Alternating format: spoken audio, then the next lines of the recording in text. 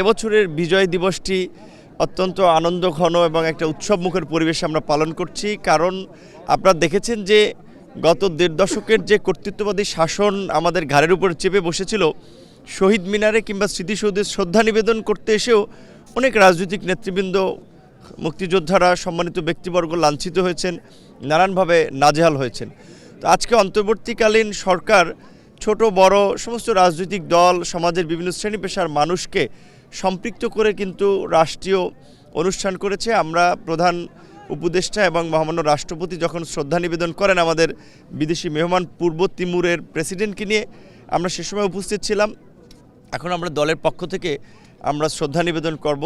তবে এইবারের বিজয় দিবসে বিশেষ করে আমরা মনে করি, যেহেতু 1971 সালেও মুক্তিযুদ্ধের যে লক্ষ্য উদ্দেশ্য ছিল যে একটি বৈষম্যহীন, শোষণমুক্ত গণতান্ত্রিক সমাজ এবং রাষ্ট্র বিনির্মাণ করা, 2024 এসেও কিন্তু সেই বৈষম্যের বিরুদ্ধে আমাদের তরুণ প্রজন্মকে আন্দোলন করতে হয়েছে।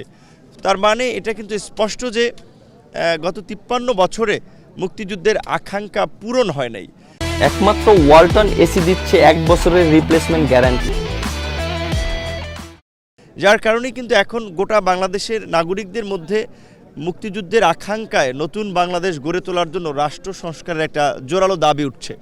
অন্তর্বর্তীকালীন সরকার গঠিত হয়েছে, আশা করি তারা জন আকাঙ্ক্ষাকে প্রাধান্য দিয়ে রাষ্ট্র সংস্কার করে একটা গণতান্ত্রিক বাংলাদেশের পথে এগিয়ে যাবে।